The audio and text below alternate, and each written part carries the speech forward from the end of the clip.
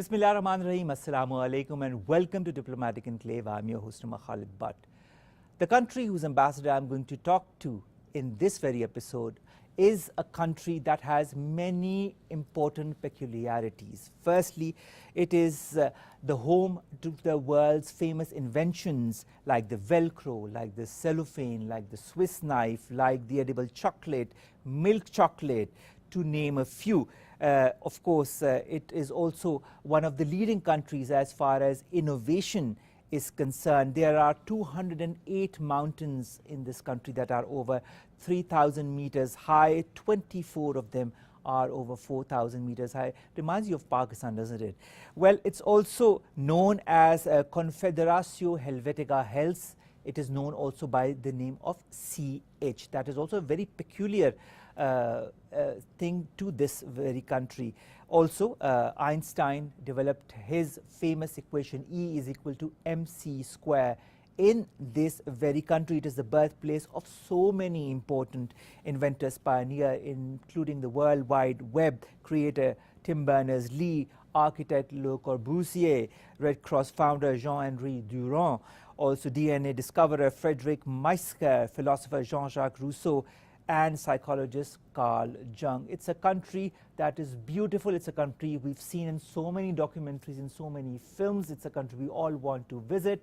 And we are in conversation, we will be in conversation with the ambassador of that very country. It is Switzerland. And our guest in this very episode is the ambassador of Switzerland, His Excellency, Mr. Thomas Kolly. Mr. Kolly, thank you very much to have given us the time and the occasion to talk about Switzerland. Thank you very much for being with us. It's my pleasure. Welcome. Mr. Kolly, how long have you been here in Pakistan? I arrived in September last year, so time is flying. I have the impression that I've been here forever, but it's just, in that sense, not a very long period of time, but it was a very intense time, a very pleasant and interesting time. Have you managed to visit some parts of Pakistan since you've arrived here? Yes, indeed. Of course, the north, Chitral, Gilgit, Baltistan, places like Hunza, Gunjar Abbas, and all these parts of the country. I was in Karachi, I was in Lahore, I was in KPK, southern Punjab. So I have had the opportunity to travel quite a lot already. All right, that's wonderful, and I'm sure that during your tenure you'll be able to visit and experience more of our beautiful country that is Pakistan. Now, speaking of your beautiful country that is Switzerland, the oldest traces of hominid existence in your country date back 150,000 years. There are the oldest known farming settlements that have been found in Switzerland as well, that date to 5,300 years BC. How do you conserve those settlements and those traces of the old civilizations in Switzerland? Yes, indeed. You know, we have quite a variety of museums, archaeological sites. So people are very much aware of the fact that basically we are the result of our past, and we cherish very much our past and ancestors. Also, when we talk of Switzerland, how can we not talk about the beauty of the country, whether it be the mountains, whether it be the plains, the beautiful colors of the country that is Switzerland. Switzerland encompasses a variety and a diversity of landscapes on an area of 41,285 square kilometers. Could you give us a bit more of detail on that? Speaking about the beauty of Switzerland, I also have at the same time mentioned the beauty of Pakistan. It's amazing. And we are, of course, very jealous that your mountains are much higher than ours. But yes, speaking about my country, it's more than 60% that is covered by mountains, the Alps. And then for the rest, there is another chain called Jura that we share together with France. And then we have the middle part of Switzerland where actually the 8 million people live, or the majority of people live. All right. You have a seasonal temperate climate. Does it resemble the climate that is here in Pakistan? Because at this moment it's very humid and hot, and it's the rainy season. Do you have a similar season in Switzerland? Do you have all 4 seasons?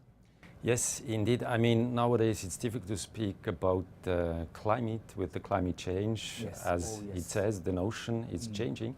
But indeed, yes, we have also 4 seasons. In that sense, it's not very different to Pakistan. It's less humid, less rain still in summer. It's colder in winter time. We get a lot of snow. But of course, speaking about Pakistan, it's always a little bit difficult since you are such a big country. But let's say majority of our country, it's pretty cold in winter time and we get a lot of snow normally. All right.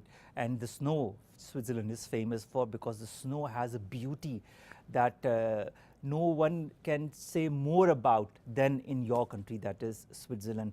Now, speaking of the way your government functions, it's a semi-direct democratic federal republic. You have the Federal Assembly, you have the National Council and the Council of States.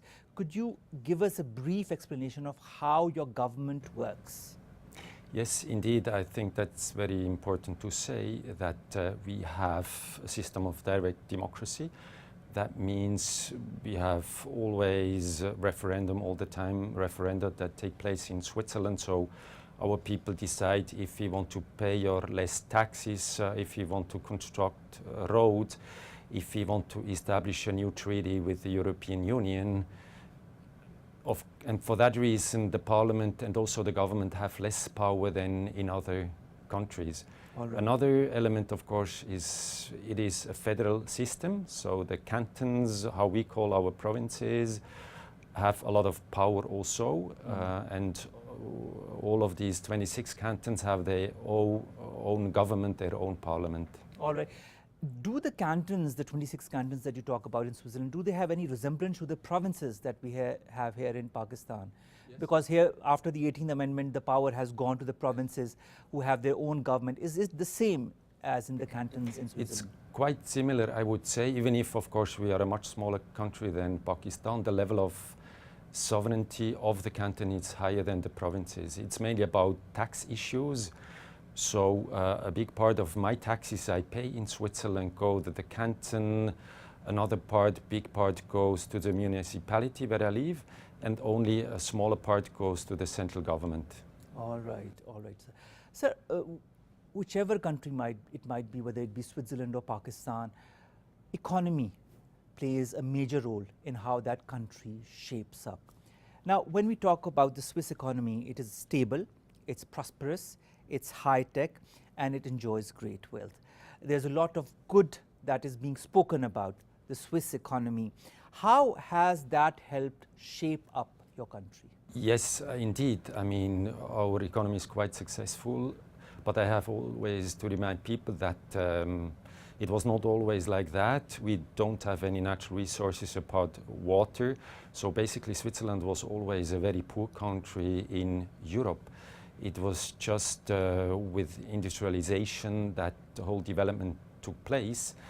And since we do not have any natural resources, education is highly important for us. So innovation is absolutely the crux of our economic system also. Or let you talk about education and innovation. Let's begin with education in Switzerland. What is the basic system of education in your country, and how important is it to you? We know that many Nobel laureates have come out of Switzerland, which include Albert Einstein as well. So how does the education system help make those geniuses? Starting with the universities, there are 10 universities all over the country, which are actually, and this is interesting, are cantonal. So the competence for these universities lies with the cantons, with the provinces. And then we have 2 federal institutes for technology, one in Lausanne, one in Zurich. So that's the university level. Then secondary level, what is very important, vocational training is extremely important in our system. So we have about 2/3 of our young people who go when they are 16 years old. They go to a company, they work there normally for 4 or 3 days per week, and for the rest they go to school. With 20, they have their job. They are formed engineers in the field of software, they are carpenters, all variety of jobs you can imagine. And then afterwards, a big percentage of them, they go to a technical university afterwards. And then, of course, you have the primary education system. Normally, it starts at 6 or 7 years of age.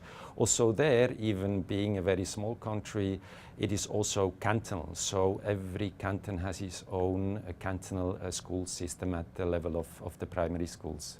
Of course, the importance is at the cantonal level, as you said. It's because that is distributed amongst the 26 cantons. Now, you talked about innovation, Excellency. How important is innovation to a country like Switzerland? It's absolutely the key for the development of a country. I mean, as I said, we don't have any natural resources. So that's the only advantage we have, that we invest a lot, mainly in the education of people, in these institutions I mentioned, universities, Federal Institute of Technology, very oftentimes also public-private partnership between the private sector and the public sector. Speaking of the importance of the public and private partnership, how do you distribute that in your country? Because in Pakistan as well, the importance of public-private partnership has become manifold with time. Is it as important for Switzerland? I would say yes, it is as important for Switzerland, and it's an international trend. I would say that these borders between the private sector and the public sector does not exist in that degree anymore like it used to be. All right, so that's of course simplifies the thing. When we come to energy in Switzerland, the electricity that is generated from your country is mostly from hydroelectricity. And of course, renewable energy is very important to your country as well. How have you designed your country and its resources for the future and to properly use the renewable energy? Yes, indeed, like you were mentioning, we have a privilege to have a big share of our electricity is generated by hydropower. Around 60, a little bit less, but around 60%. And for the rest, it's to a big part nuclear energy, and for the rest, other renewables. But I have also about nuclear power. Our government decided to step out, to phase out this nuclear power, with the aim, of course, to increase the other part of the renewables. All right, so of course the renewables play a very important part. I think we need to be future ready, especially in countries, developing countries such as Pakistan, to meet with these challenges, because electricity is something that is very important to run the system, whether it be in Pakistan or in Switzerland. Now, when we talk of communication between two people or between two countries, language, of course, is that important part. In Pakistan, we've got Urdu, we've got English, we've got the regional languages. In Switzerland, we've got German, French, Italian, and Romansh. Now, are these 4 languages used officially, or is it only German and French? No, indeed, like you were saying, we have 4 national languages. Of these 4 national languages, 3 of them are official languages. That means all the rules and regulations are published in German, French, and Italian. And Romansh, it's not a very big community. Most of the laws and regulations are also published in Romansh, but not all of them. But in the 3, yes, indeed. All right, sir.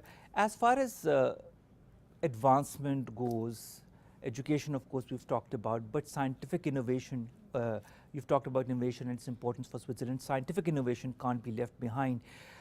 You host, along with France, CERN. That is one of the biggest laboratories in the whole world, which is dedicated to particle physics research. There's also the research center of the Paul Scherrer Institute. How important is scientific advancement and innovation to Switzerland?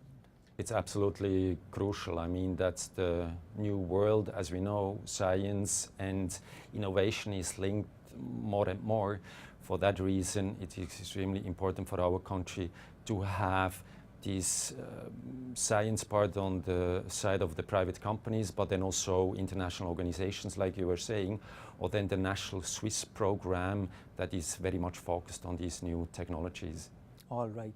So, when people work in societies, in companies, in countries, whether it be the public sector or private sector, they always want to know their rights, and they always want to be aware of their rights and be sure that their rights are well taken care of. When it comes to Switzerland, you are the birthplace of the Red Cross, of the Red Crescent movement, and the Geneva Convention. How important is human rights to Switzerland? It's very important, of course, to start with in our own country. So we take this issue very seriously in our own country.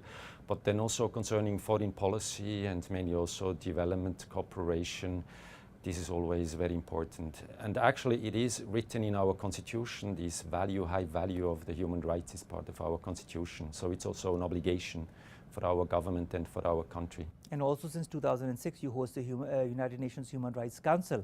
Exactly. That is also a very important part of Yes. human rights. Yes.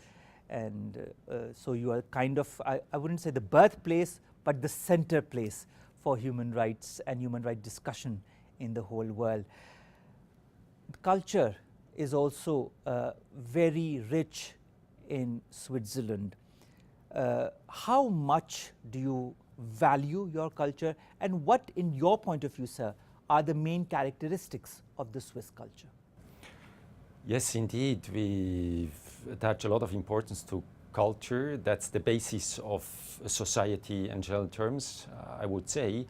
I mean, having successful companies, that's one thing, that's very important. Have a successful economy, that's one thing. But on the other side, a country that lacks this cultural basis is not lacks of an identity, a national identity. But then coming back to Switzerland, seeing the fact that we are a very diverse country in all the senses of the term, also culture is very diverse. But still, there are these common bases of mutual understanding, listening to each other, trying to find common solutions, and mutual respect for each other's culture. I think that's very much in the center of our culture. There's one thing that a lot of people in the new generation have kind of lost touch with, that is reading and understanding our heroes and understanding our literary greats. Do the Swiss also put an emphasis on that, on the young generation, that they should understand where their culture comes from, where their heritage comes from, where their literary greats come from, and try to understand their mindset as well? Yes, absolutely. But like you are saying, I mean, or I'm saying, times are changing, but I think that's every generation that has the impression that my generation has done it better. We were better in reading and writing, and we were better in our consciousness about history. I have 3 children between 20 and 30 years of age, and they are quite informed what the past was. But they are more focused on the global history and less on just the Swiss history, as it was the case in my generation. All right. But at least they are well informed of what the previous generations have brought forward to the new ones. That's very important, I think, sir, to carry on that knowledge from generation to generation. Now, in the very beginning of my show, I talked about the Swiss Alps. I talked about the beauty of Switzerland. I also have seen that beauty through various films, whether national or international. What are the touristic spots that one should visit when one goes to Switzerland? Also a lot, of course. And again, I have to speak about Pakistan. You have it all, what we have. And you have the bigger mountains, you have beautiful landscapes. It's just amazing. But yes, of course, I was born and raised in a canton that is called Lucerne. And that's, of course, a very nice part of Switzerland. That lies very close to my heart. Actually, my father, he was from just the border area, French, German-speaking area in a canton that is called Fribourg, which is also for that reason already close to my heart. Of course, we have Geneva, which is a very international place, an exciting place. Zurich, one of the economic powerhouses. Basel with all the pharmaceutical companies, but also with an amazing beauty of the city, of the areas. Then, of course, the eastern parts, places like St. Moritz, towards the Austrian border. We have the southern part, the Italian-speaking part, Ticino, Lugano. We have places like Zermatt in a canton that is called Wallis. So again, answering to your question, the key point is also diversity. Many places, diverse places. And of course, you have the hundreds of thousands of tourists that come every year, whether it be summer season or the winter season for alpine skiing and all the other sports that go along with that. The cuisine of Switzerland. We in Pakistan have a very varied cuisine. It's very spicy, could not be very spicy, but mostly we eat spicy food. Now in Switzerland, you have the fondue, the raclette, the rosti. What are the other main dishes? And are there any spicy dishes in Switzerland? Yes, no, they are. And I have to say, of course, also concerning cuisine, things are evolving. And we learn a lot from a country like Pakistan, your region. So there are many foreign restaurants in Switzerland and also in traditional Swiss restaurants. You find Asian meals that you are offered. But basically, yes, like you were saying, cheese is very much in the center of our cuisine, also raclette, fondue. And then also there, diversity is the big word. So in every canton, in every region of Switzerland, you have typical traditional food from that part of Switzerland. Of course, in cheese, the Gruyere or the Montel are very famous as far as Switzerland is concerned. Chocolate. From the 18th century. Yes. Switzerland is like world famous for that. Do you include chocolate in your daily recipes as well, in the cuisine? Yes, absolutely. In the cuisine, and then also, when we have official events, we always, at the end of a dinner, of a luncheon, we offer these little tiny chocolates. The little cubes. Exactly. They are so very famous because you're also the largest consumers of chocolate when it comes to the... Yes, indeed. All right. Sports activities. In Pakistan, we've got the national sport that is hockey, the popular sport that is cricket. We have started to indulge ourselves in soccer, in other sports as well, in athletics. As far as Switzerland goes, you've got the Swiss wrestling, or Schwingen, if I'm not wrong. Then you've got Hornussen. There's another traditional sport. How does that vary between the traditional and the popular sports like skiing, snowboarding, mountaineering? How much of emphasis is put on either? Does the government put more emphasis on the traditional sport, or is it an equal emphasis on both? It is a fact, yes, of course, all the sports you were mentioning, soccer, tennis, Roger Federer, and yes, of course. skiing, snowboarding, very important in our tradition, in our daily life also. But like you were mentioning, there are some very traditional, very typical Swiss sports. I mean, you were mentioning Hornussen and Schwingen, and it's very interesting to see that these sports are coming back for quite a period of time. Oh, really? Everybody thought that might be the end. There was less interest in these very traditional sports. But in the last years, it's coming back. And I think that has to do also with this globalization, that this is one part, of course, important and also very positive parts of globalization. But on the other hand, people are looking back what their traditions are, or looking back also looking and what their forward. Peculiarities are, or what made them different from the others. What are the things that are very specific to that country? And in your case, of course, when it comes to sports, these are these traditional sports. In Pakistan and India, we've got the kabaddi, for example. That is a traditional sport that is also coming back. And we are also indulging ourselves more in international competitions when it comes to that as well. And I think it's very important to stay close to your roots as well as be globalized, because that is what makes your identity remain in place as well as be spread out amongst the world. One more thing that spreads your identity around the world is your foreign policy. Now, in your point of view, sir, because you're a very seasoned diplomat, what are the highlights and the peculiarities of the Swiss foreign policy? I would say in one notion it would be active neutrality.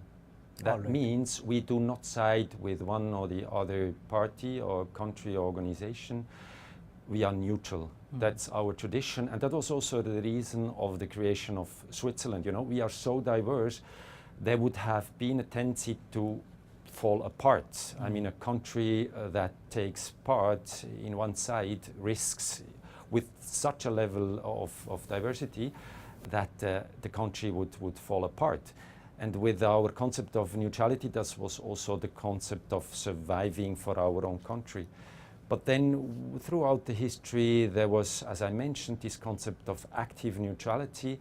That means offering good services in case of a conflict, or that we represent different countries that have not diplomatic relations, that have broken their diplomatic relations. So that's that part of active neutrality. Speaking of active neutrality, there are also two, I wouldn't say peculiarities, but individualities as far as your foreign policy is concerned. You only became a member of the United Nations in 2002. And secondly, you do not form part of the European Union as a bloc. You never took the euro as the currency. You have your own currency, that is the Swiss franc. That was also decided by a referendum. So these referendums, as you said, are very important because it's the people that decide what they want to do, what they want to not do, in fact, even in the foreign policy. Yes, indeed, that's very important to say.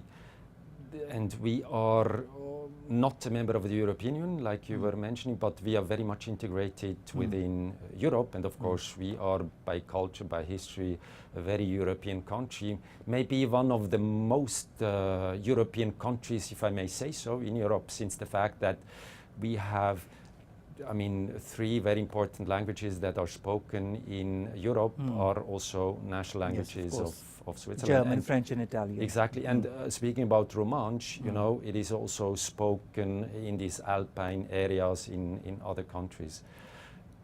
But yes, we are not a member because that was also the decision, or always has to be But taken. of course, you're part of the Schengen area and you participate in everything that is Schengen, and that, of course, is part of your foreign policy. As an individual state, as a country, you have retained that individuality as per the wishes and aspirations of the Swiss people. Speaking of the aspirations of the Swiss people, you being the ambassador in Pakistan, how can we not talk about Switzerland and Pakistan? In your point of view, sir, how have bilateral relations between Pakistan and Switzerland developed since the diplomatic relations began between the two countries? Yes, no, very well. Of course, we came a long way. We recognized Pakistan, Switzerland recognized Pakistan in the year of the creation of Pakistan. 1947. That was in 1947. We established then diplomatic relations in 1949. And since then, we always had a close relationship, working together in different areas. You know, since more than 50 years, we have common cooperation in the field of development, in humanitarian assistance, which actually will come to an end by the end of next year, since the level of the development of Pakistan is on a higher level than where we focus our development cooperation efforts. But of course, we are going to use other instruments where we will continue our very close cooperation in the field of political issues, economics, and also development cooperation. All right. Speaking of bilateral relations, there are 3 topics that I wanted you to give us an opinion on: water conservation, climate change, democracy. These 3 points that are also the highlights of Switzerland are very important at this moment for a country like Pakistan. Water conservation, because we have an issue that is coming up of water depletion slowly and slowly. There is a talk that by 2025 we might have a huge issue of water conservation that we are trying to take care of by building dams. Then there's climate change. Pakistan is one of the countries that is most affected by the climate change. And democracy. How important are these 3 factors: water conservation, democracy, and climate change for any country? Very important, of course. And I mean, speaking about climate change, I had the chance to work in the field in these international negotiations on climate change for 5 years for I was also co-chair of this working group on adaptation, where I've been working very closely together with Pakistan, which is a country that is very, very sensitive on these kind of issues with the nature you have with the high mountains. And I have seen how, yes, positively Pakistan was working in these issues. Concerning water, of course, and how I see things, there are two parts of this water issue. On the one side, technical issues like building dams. On the other side, the whole governance issue, working together. And I'm speaking about Switzerland now also, cooperation between the federal government with the different provinces or cantons in our case, which is a constant process of dialogue. All right. So I think this is how you bring these things along. This is how you feel also Pakistan should bring forward these things. Now, speaking of cooperation between Pakistan and Switzerland, in 1966 you signed a technical cooperation agreement. You said now that is kind of coming to an end. In 1975, you had an agreement on disaster relief. And of course, Pakistan has been designed a priority country for development cooperation. Along with that, there is the bilateral relationship in investment protection, in debt consolidation, aviation, double taxation, disaster relief. We talked about that.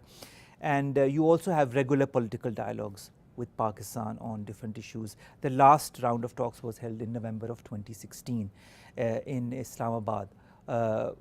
When do you feel and how do you feel these dialogues, these consultations, how do they help bridge relations between Pakistan and Switzerland? No, it's very crucial you were mentioning these political dialogues. Actually, the last one was just this year in Switzerland, in Bern. Okay.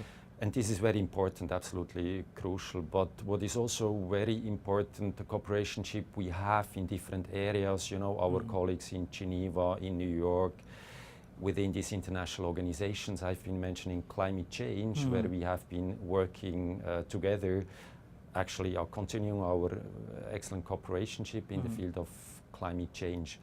So this is very important. Of course, we are in different continents, it's different sizes of the countries, there are many differences, but there are a lot of common points we have also. When you talk on political consultations, of course you were saying in February this year in Bern were the 10th round of the political consultations that were held. How do you, from the Swiss side, see the reaction from the Pakistani side? Are you happy, satisfied? Do you want to work more on these political consultations as far as to bridge and to strengthen the relationship with Pakistan? No, absolutely. If I see what happened in the last couple of years, there was a tendency of closer cooperation, and the field is vast, no question. All right. There are a lot of Swiss nationals that are working in Pakistan in different Swiss companies that have invested themselves in the country. There are a lot of Pakistani nationals that are also working in Switzerland. And there are, again, the Pakistani students that go on scholarships through the Higher Education Commission and your government, the collaboration that both of them have to take those students over there on scholarships.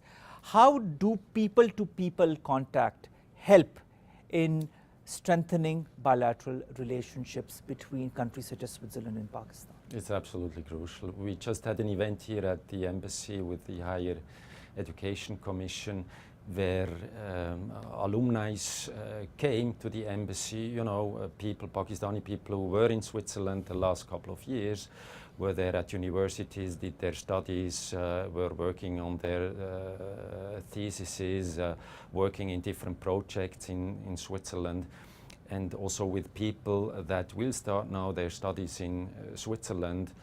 So, I mean, getting to know a country, you can study, you can reading books and everything, but finally you have to go to the place.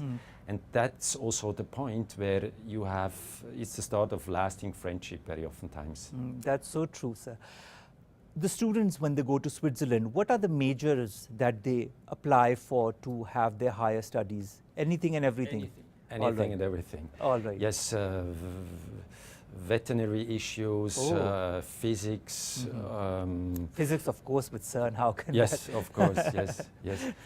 I mean, anything really, All right. literature, history, political sciences, everything. Oh, that's brilliant, that's brilliant. Trade cooperation between Pakistan and Switzerland. Switzerland has a trade surplus when it comes to its relationship with Pakistan, around 500 million US dollars of trade between both countries. What are the major sectors of bilateral trade between Pakistan and your country? It's on the Swiss side, what we export towards Pakistan, it's mainly pharmaceuticals, machinery, chemicals, watches. And then what we import from Pakistan, it's mainly textile products and agriculture products. All right. But of course, there is still a huge potential. It is interesting to see that we are among the top 5 foreign direct investors here in Pakistan. So there are a lot of Swiss-based companies active here in Pakistan. And since many years, and they invest really also to stay. So in that sense, compared to trade, I think there is still a huge potential, mainly in the field of trade. All right. When you talk about potential in the field of trade, in your point of view, sir, do you feel that there are certain avenues where Pakistan could improve its trade with Switzerland, or Switzerland could improve? There are some avenues where we could work together? Yes, you know, I mean, agriculture is a big issue. I mean, we have different companies already active here in Pakistan in the field of agriculture products. So that's certainly a point. But then, you know, I mean, you know, Pakistan, as you know, you have excellent software engineers, for instance. So we also have to speak about trade in services, like, as an example, this software industry. In the IT, the information technology, yeah. Of course. The SDC, the Swiss Agency for Development and Cooperation, has been in Pakistan since 1966. What are now currently the long-term commitments of the SDC in Pakistan? As I said, our government has taken the decision not only relating to Pakistan, but come to an end with projects and programs in middle-income countries and focus these means in the poorest countries of the world. Actually, the overall package of the Swiss Development Corporation is going up, but again, focusing these means in poorer countries. But of course, issues like emergency relief, that will stay, and there are a lot of new programs, instruments that were established now by our government, by SDC, by the Swiss Development Corporation, where also in the future we might continue this cooperationship with Pakistan, but on another basis. And here I'm mainly referring to global programs that we have established independently on countries. It's more on a global level, but finally, of course, we still work with countries. And those are global programs like in the field of water, and that's certainly a sound basis we might use also in the future in cooperationship with Pakistan. All right. And then, of course, if I speak about development cooperation, Switzerland is very active in different or in all of these international organizations, in the UN system, or also apart from the UN system, where we work closely together also with Pakistan via these international organizations. And speaking of Pakistan, if we talk about the past projects of the SDC, there has been the Pakistan Hindu Kush program in Khyber Pakhtunkhwa and FATA in 2012. You have improved the food and security and the disaster risk reduction. You've helped Pakistan with that. Reconstruction of flood-affected schools, water and energy security through micro-hydels, and so many other programs that the SDC has invested itself in Pakistan since 1966. So a big thank you for the cooperation in that field as well, in the field of development. Now, we talked about education, research and innovation. That is very important to Switzerland. Do you feel our scientists could work together as well? I know in CERN there is that cooperation, but in other sectors of innovation, Could Pakistan and Switzerland work together as well? Yes, I think I'm convinced there is a huge potential to increase our cooperation in the field of science and innovation. And as we have been touching the topic of these exchange programs, I think that's a sound basis that in the future there is more cooperation in the field of innovation and science. All right. So you've got a rich culture, and so have we. Do you feel you could bring some of your cultural troops here in Pakistan, or maybe take some of the troops to Switzerland to kind of show to the people the traditions that we in Pakistan have, and to show Pakistani people the rich culture and traditions and heritage that the Swiss people have? Yeah, absolutely. Also there is a rich field of where we can do more. Actually, there were Swiss artists who came to Pakistan, and Pakistani artists that go to Switzerland, and that stay also sometimes, for a couple of months working in Switzerland, and that's excellent. But again, there is a huge potential of doing more. All right. In a huge potential of doing more, what are the areas of cooperation that could be explored by both countries? I think you were referring to climate change and about the fact that we are both mountainous areas.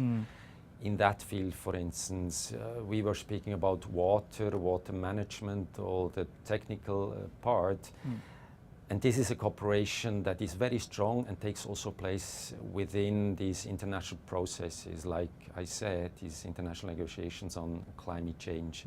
So food, the whole food processing part is very much also in the center of the interest of Pakistan, in the center of our interest, so huge potential. All right, so we will be looking forward to that huge potential in the years to come. Finally, Mr. Kolly, any message for Pakistan, our viewers at PTV World? It is just gorgeous. It's a privilege. Your country, Pakistan, is really gorgeous. I mean, the landscapes I've seen, and then also mainly the friendly people, which is really an asset of Pakistan also. So you have everything, you have the natural beauty, you have very dedicated and friendly people. All right, thank you very much, Mr. Thomas Kolly, to have given us the time, to given us an insight into what Switzerland is and what importance Pakistan has for Switzerland. Thank you very much, Mr. Thomas Kolly, for the time. Thank you very much. That brings us to the end of this show. We'll be back, inshallah, next week, same time, same channel. Take care of yourselves, and Allah Hafiz.